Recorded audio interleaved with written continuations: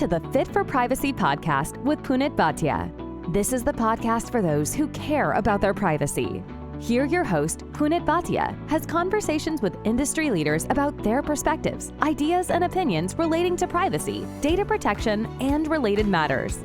Be aware that the views and opinions expressed in this podcast are not legal advice. Let us get started. When we talk about privacy, it's all about ensuring transparency, providing control to the individual, and having consent about collection and processing of personal data. Now, that's easier said than done because business has the interest of collecting data and mining it. And then on the other hand, you need to ensure transparency, ask consent, and provide control. How do you balance it? Well, these are interesting questions, and this is what we are going to deliberate in this episode with an industry expert and founder of IUBENDA named Andrea Giannangelo. He has been in the field of privacy for long, and he's also the one who was instrumental in creation of transparency and consent framework. So let's go and talk to him. So here we are with Andrea Giannangelo. Andrea, welcome to the show. How are you doing? Oh, good, thank you. Good. So, how did you get into the field of privacy? Because it's fascinating when I meet people. They have different journeys, different stories. So, what's your story? How did you get into field of privacy? Yeah, it's been actually quite a while. It was 12, 13 years ago.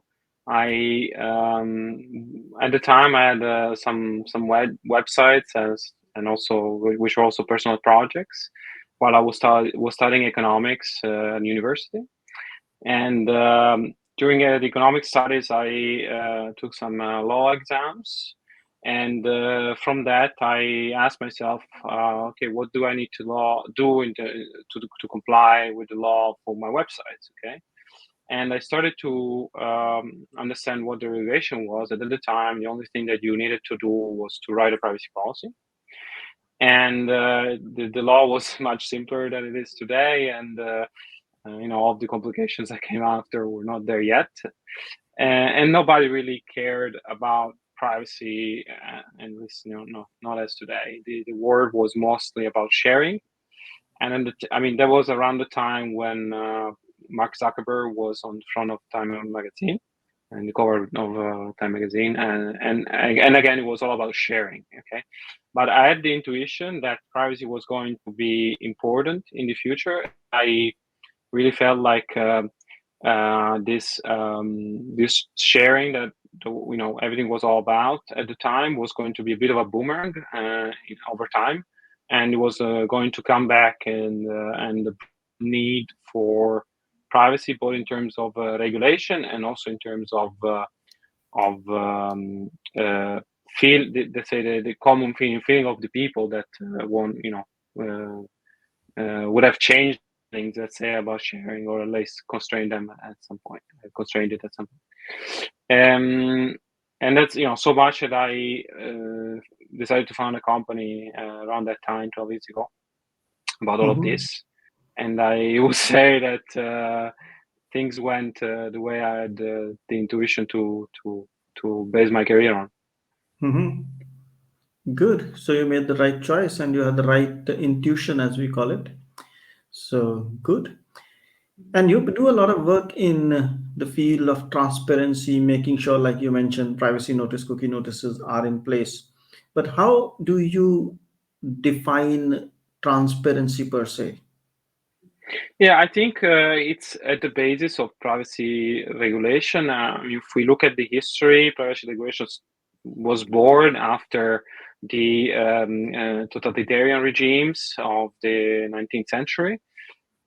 Protection for people, so that in a way, it comes from people wanted their life not to be transparent, and at the same, so it's at the end of the day, it's all about transparency in one sense, protection from transparency for the government or from companies, and I think it's an interesting twist that in a world where there is privacy regulation, transparency around what data is the most important thing. And also in my professional work, I've seen that users, consumers, people, at the end of the day, like to know what's going on. Okay, and once they know what's going on, that is the foundation for doing anything that you want with personal data or with their data. And it's a trust, and I think it's a trust matter. And I think in any personal relationship, if you think about the foundation of trust, it is transparency. Okay, Yeah. and I think also from again, if you look at if you took the business relationship that is sharing data and you transfer that to a personal relationship, it will be quite obvious that we need to be transparent to each other if we want to trust each other.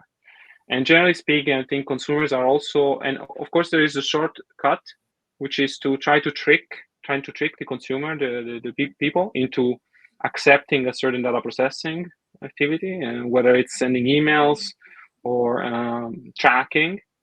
But consumers are getting more and more, people again are getting more and more savvy about that, and are getting again looking more and more through the tricks. And the only way out is to stop the tricks, be transparent, and even like this could mean, for instance, in Europe now, saying users, we are we need ads to survive. We need your data to survive, and that might mean that is what it might mean. So either you give us your the allowance to use your data to track you for a personalized advertising, or you need to pay a subscription, okay? Because Yeah. otherwise we're going out of business. And again, that is a transparent way rather than trying to trick the user with colors of the accept button, in Europe, or very, very small text. That's the transparent. So at the end of the day, that I think we're, just like privacy was not a thing 10 years ago, now privacy is a thing. And again, if I had to imagine the next step, is going to be so much a thing that either you're clear and transparent about it, or users are just going to see through your intentions and not trust you and not give you their consent. Sure. Indeed, privacy is about trust, and trust comes from transparency. But companies have to survive, so there's always a choice between different options. But you mentioned that privacy is more important nowadays than it was 10 years ago. Can you elaborate on that? What makes privacy more relevant in today's context than, say, 10 or 15 years ago? Yeah, I mean, first of all, I think people have grown more savvy, as I was saying. So today you have, in Europe, you have out of 100% of traffic, you have 30% that's using some kind of ad blocker or tracking blocker, either an extension on the browser or offered by the browser itself, like for instance, Safari or some other browsers that will offer that feature. Then you have another 30% that, another third that rejects cookies, that rejects tracking through cookie banners when they're given an option, and only a third basically are those that you can track. So this is how reality looks like today, and I think it's something to just take for what it is. And I think also you have this difference between the US and Europe right now, like the largest markets, so at least the largest unified legislations like that. I think you already see a convergence on the US, to more, let's say, consumer protective regulation. Okay, so I think also from the US side, I think every business owner needs to start thinking, looking at the future and looking at Europe for understanding how the future might look like. You have GDPR like laws also in Brazil and China right now. So definitely this is what changed. At the same time, also the regulation changed. Okay, so the GDPR really by increasing fines at the end of the day, made things a lot more pressing for businesses, and we see that this completely shifted the tide. But Yeah. again, I think there is more legislation coming, and I think the legislation is following anyways what people feel, which is a need for control and for transparency, basically. So they want to know, and then they want to be able to make choices about that. And again, the more you're transparent, the more you are straightforward, the more I think they will choose what you want them to choose, which is again to allow. That's interesting because, yes, when you think of transparency, there's also the element of control, and people or individuals usually want control. But then in the industry standards, we also have the transparency and control framework, which, what I understand, you've been part of the construction of. So, can you tell us something about what is this transparency and control framework or consent framework, which gives control, basically, transparency and consent? Because consent is about control. Yeah, What is it all about, and how can companies or people use it for their privacy compliance? yeah. So first of all, it's an initiative by an association that's called IAB, which is the most important association of online players, basically, mostly about the advertising industry. And the inside this association, there was the need came to create a system for communicating consent information between parties of the advertising industry, in order so that when you see an ad, basically there are multiple parties behind this ad, and it's important that since this ad can be personalized or not, and personalized in different ways, the advertisers, the advertising vendors, so those that provide the ads, like Google, for instance, need to know whether there was consent and what characteristics that this consent had. Okay, and this need came up in Europe, and there came the idea within IAB to create this framework, which is again something that works underneath the web pages and the mobile apps or on TVs as well. And whenever you express some kind of privacy preference, which in Europe could be a consent or denial, but also in the US with CCPAs, it could be an opt-out to the sale from personal data. When you express these preferences flow with this framework through all of the players in the industry. Okay, and again, this comes also with a series of rules that require transparency to to be given to the end users, and thus binds all of the parties of the industry into basically being more attentive to compliance.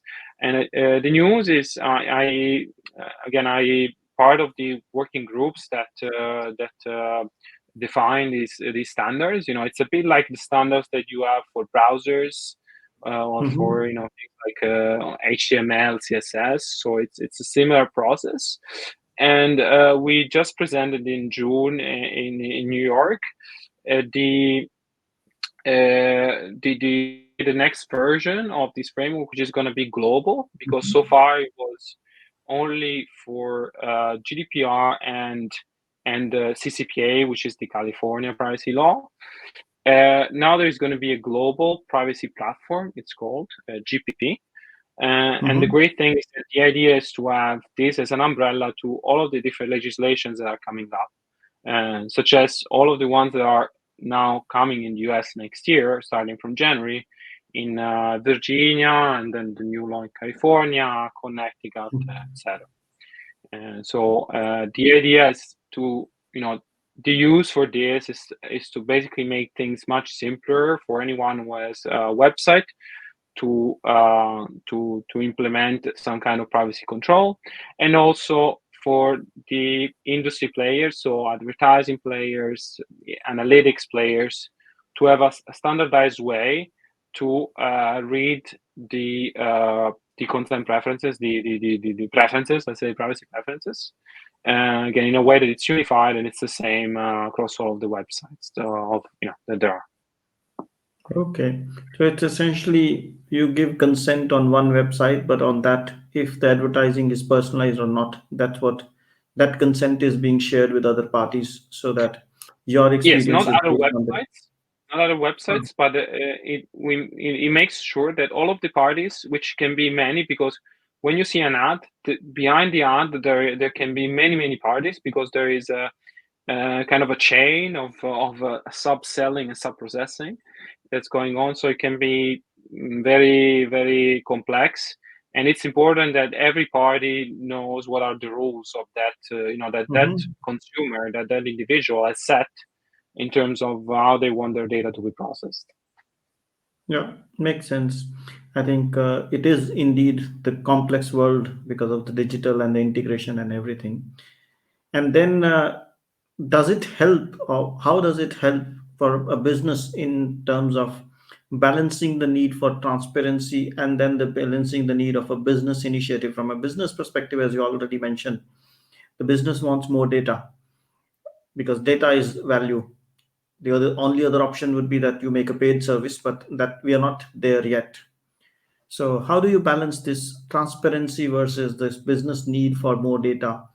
Does this framework Yeah, I mean, help or otherwise? yeah, I think on one side we have a very important right, which is what we've discussed, which is the right to privacy. Okay, which again has this noble history, and it's important because without it, again, you get consumers, individual being spied potentially both by the government and by the and by companies. And there are Mhm. the news, let's say, is full of discussions about this. And at the same time, on the other side, you have the business, which, as you're saying, is trying to optimize their the revenue or their access to data. I think there needs to be something in the middle, and I guess that's what our business is about, because trying to make this compliance to the regulation easy is what we do. But besides that, the definitely, so there is the matter of making the compliance simple, because the Mhm. compliance is already setting rules which restrict what a business can do, and it's important that applying these rules is as simple and as cost effective as possible. Okay, so that is one thing, kind of the the procedure cost, the transactional cost of doing it should be minimal. And again, that's why software and privacy professionals are there.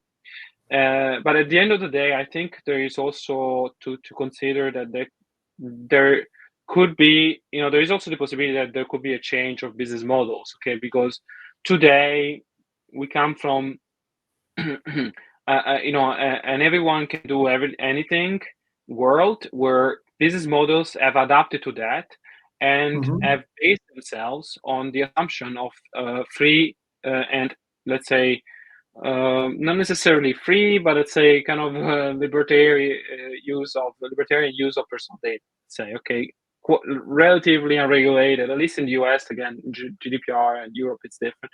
But I would say let's if we look at 10 years ago, you could do anything you wanted with data without many restrictions. At the same time, that's why you have online newspapers that are free. Okay, if printing was free, you would have free paper newspapers. Okay, Yeah.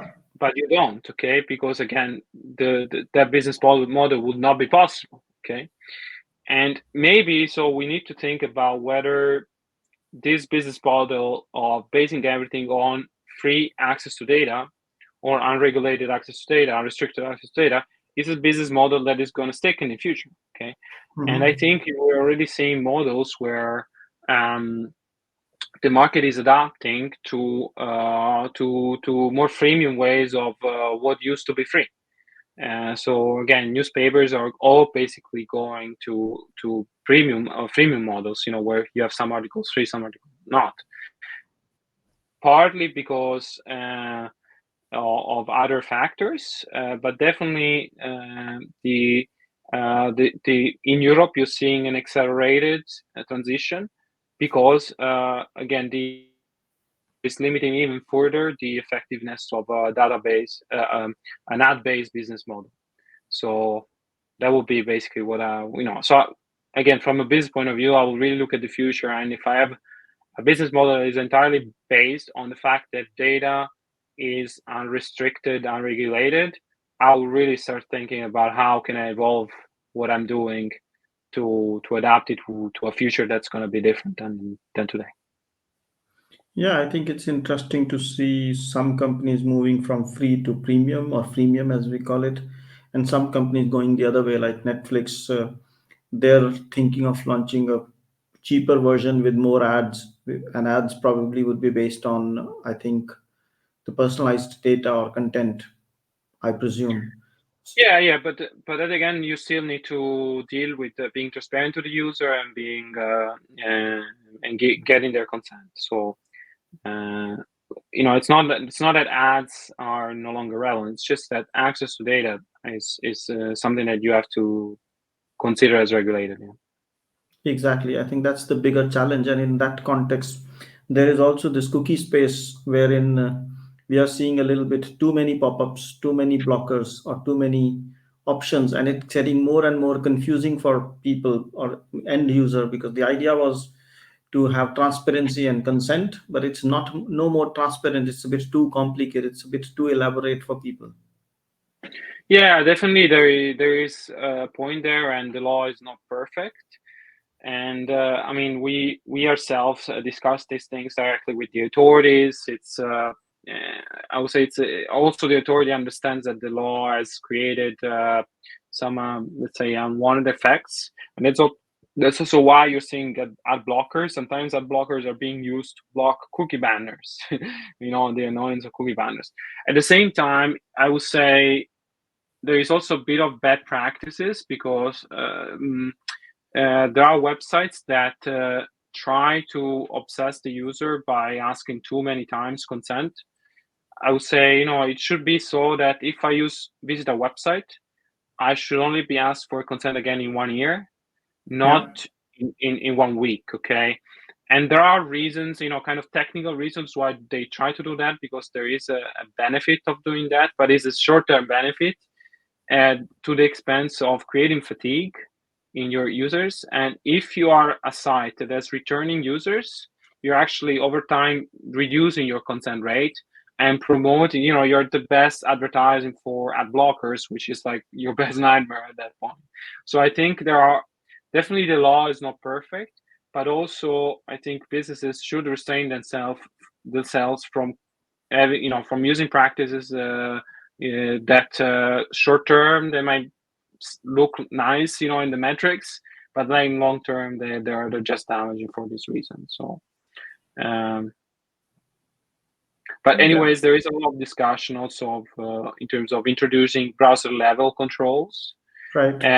Unfortunately, in a world where Google owns the most widely distributed browser, and Google being the biggest also provider of advertising online, there's a big conflict of interest, and so this has created, I would say, not exactly an unbiased process in terms of privacy controls in browsers. So I would say right now it's complicated.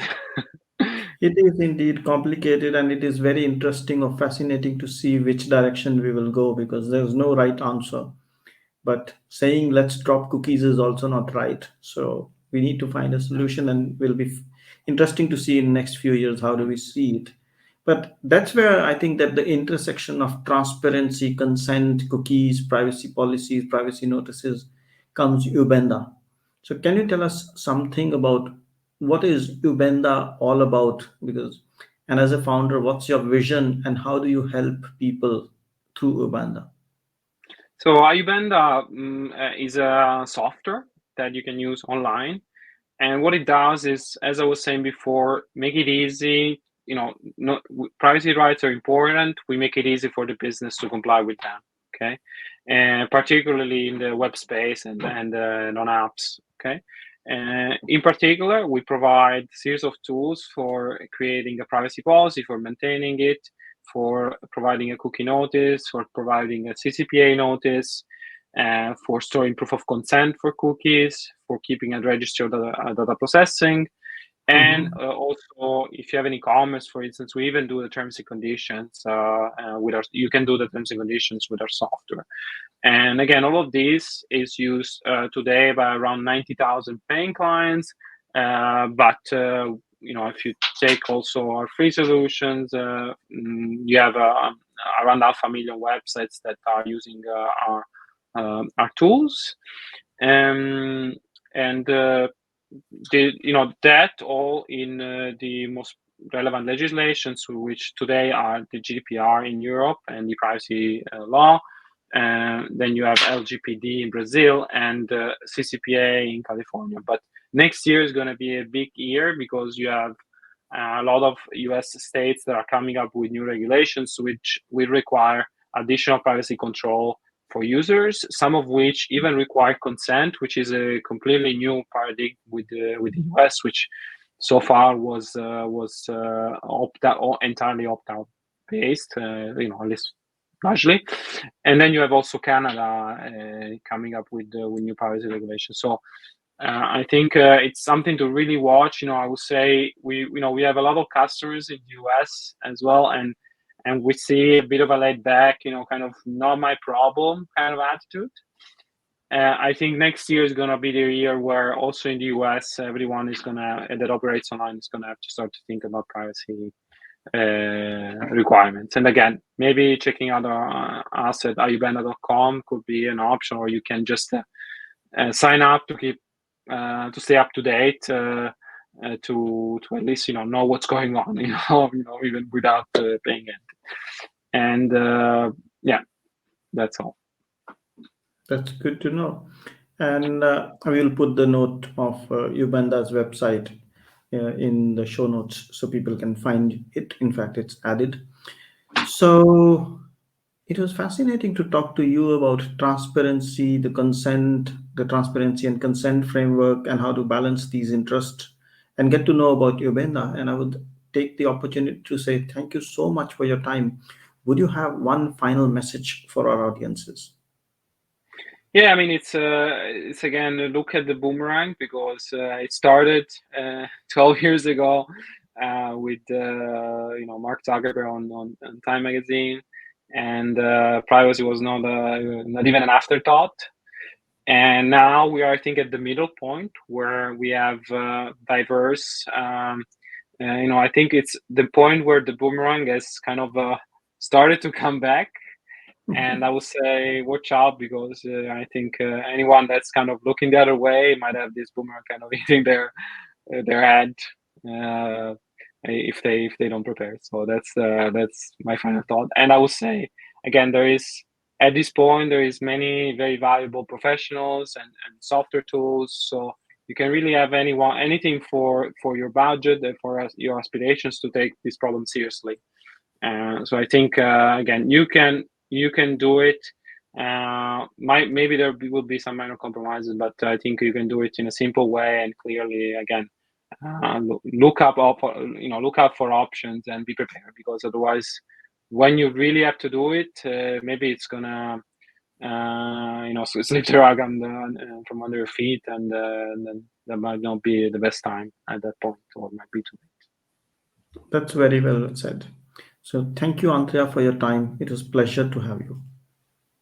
Thank you. FIT4Privacy helps you to create a culture of privacy and manage risks by creating, defining, and implementing a privacy strategy that includes delivering scenario-based training for your staff.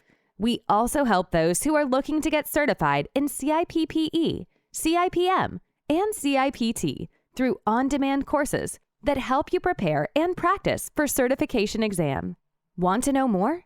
Visit www.fit4privacy.com. That's www.FIT4Privacy.com. Thanks for listening. If you liked the show, feel free to share it with a friend and write a review. If you have already done so, thank you so much. And if you did not like the show, don't bother and forget about it. Take care and stay safe. Until next time, goodbye. If you have questions or suggestions, feel free to drop an email at hello@fit4privacy.com. That's hello@FIT the number 4, privacy.com.